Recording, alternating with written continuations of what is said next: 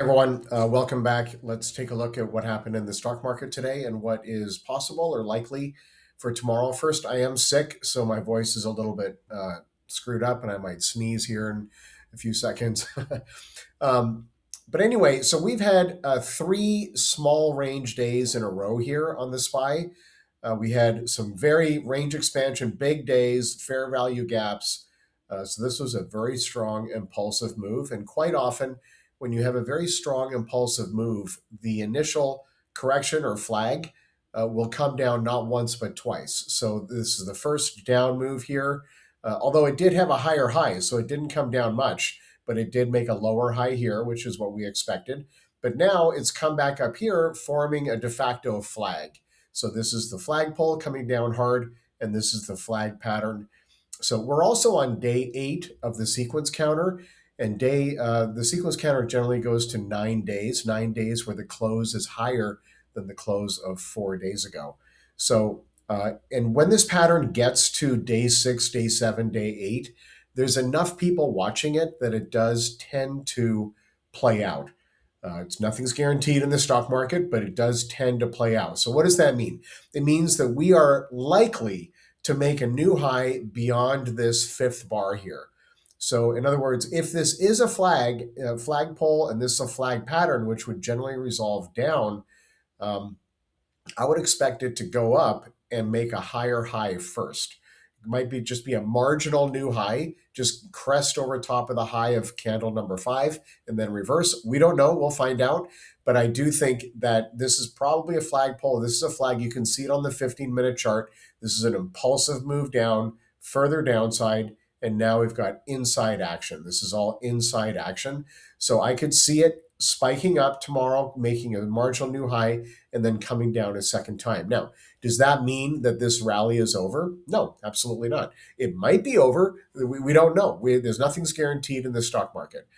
But I do think that based on this pattern, what we're seeing play out here, this could easily play out for a 100% extension of these three pullbacks, right, which we identified the other day. Here's pullback number 1, here's pullback number 2, and here's pullback number 3.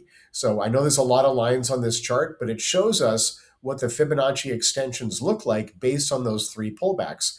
And we've got a cluster here, kind of a congestion area here of targets. So there's some people, right? There's always some people, some algorithms that are following these various metrics, which means that once we get into this space, there's going to be some people who are selling, waiting to sell here. And there's no guarantee they're going to be right. They might be wrong, but there's going to be some sellers here more than likely. But if we get past this, which I actually think is quite possible, right? We're in a high impulse move. We're in a very euphoric market. It wouldn't surprise me at all if this blasted past it. And if it did, then the big targets are up here at 850. There's targets here at 800.